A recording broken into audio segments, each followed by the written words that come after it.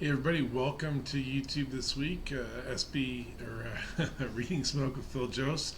Another episode for you. Hey, we're going to be spending a couple of weeks looking at transitional attacks and through the reading smoke process, understanding how to recognize if the attack is working and maybe even more importantly when it's not.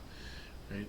Recognize that whenever we're looking at volume, velocity, density, color, one of the main things we're doing when you arrive is trying to identify fire location, right? So if you've decided for a transitional attack and you've used volume, velocity, density, color to determine the right location for that attack, or like in this case, a pretty obvious fire location, or what we think is an obvious fire location, then you want to start your tactical action, which we're in this case we're talking about transitional, and then understand if it's working or not. Right now, in this case, they have a pretty significant fire going on in this Alpha Bravo corner, right? And this is all one room.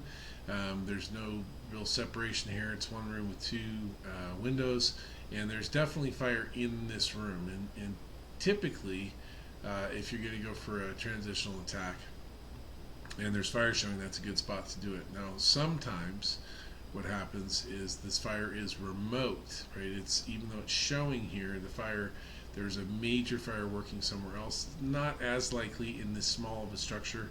Just sort of laying out the parameters as we start to talk about this, these visual cues of when it's working, when it's not, right? So in this case, a pretty obvious fire location.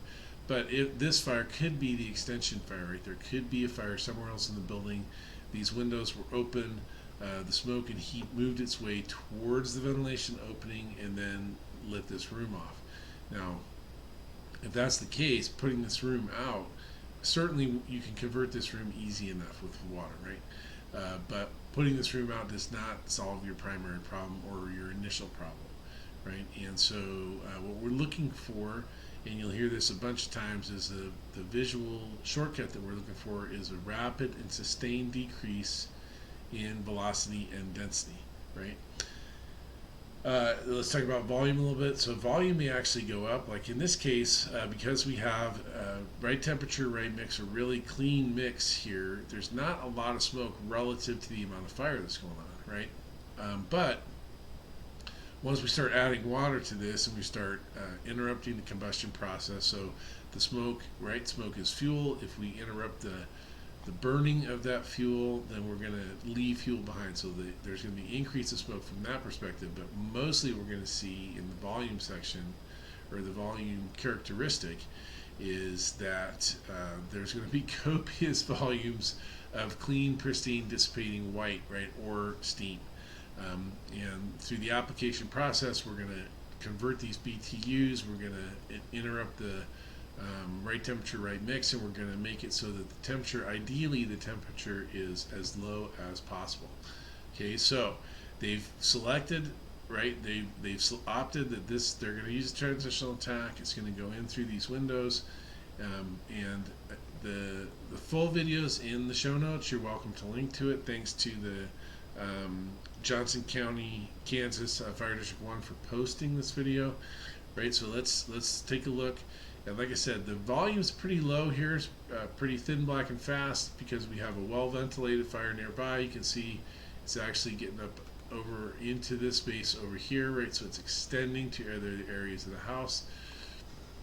Now, one of the things that they're just starting the transitional. One of the things that when I look at this video, I notice that the bail is not all the way open, right? And so as a trainer, right, I'm not trying to pick on anybody, but as a trainer, I look at the nozzle as a binary tool, especially in fire attack, early fire attack.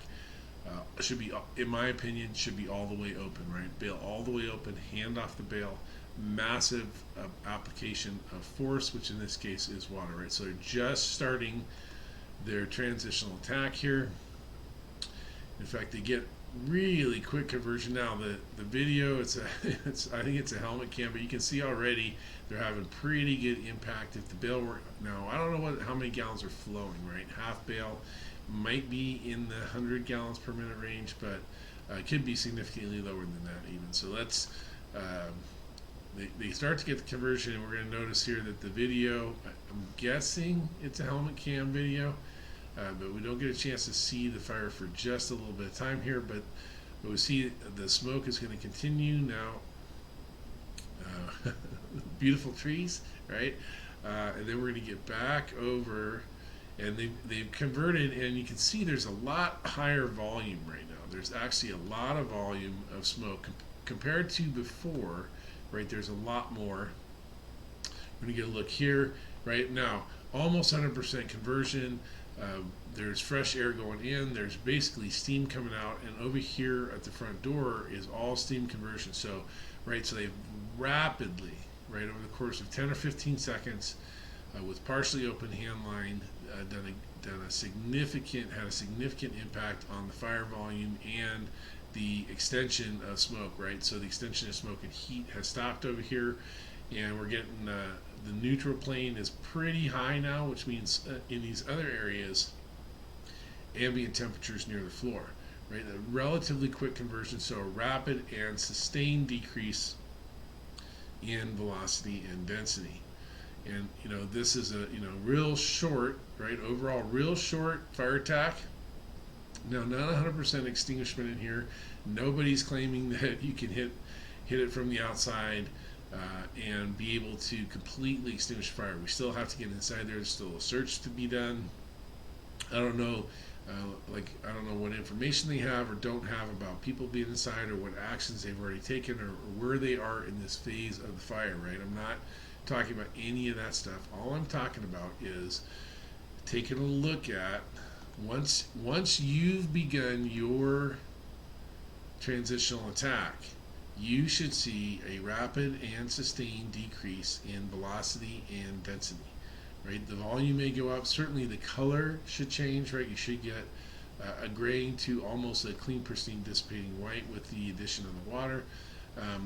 But if the velocity and the density keep coming, and we'll see that in videos in other weeks, if it just keeps coming, that means you haven't hit the main fire location. And that's okay, right? It just happens sometimes. In this case, they identified the fire room. Is pretty obvious in this case too, right? So we're just using this as an example and saying, look, they got a good knockdown very quickly in the fire room. Sorry, it got jumpy that time, so let's hit it again. Yeah, now we're a little bit smoother. Bidirectional flow, lifting of the heat and gases inside, increasing the survivability at the floor level. If there's any victims in there, and definitely decreasing the temperatures. There's going to be, because of this fire attack, there's going to be a significant decrease in temperatures throughout this occupancy, right? I mean, it's really just knocked the heat out of it. Now, there's overhaul and all that stuff still needs to be done, right? We can look at this more and more, but the basics are use volume, velocity, density, color to determine your fire location, right?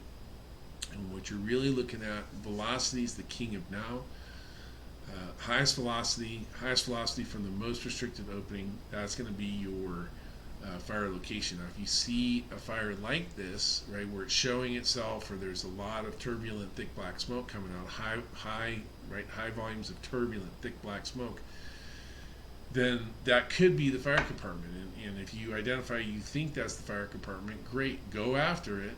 And if you choose a transitional attack, when you put the water in there, rapid and sustained, right? This is what you're looking for, rapid and sustained decrease in velocity and density.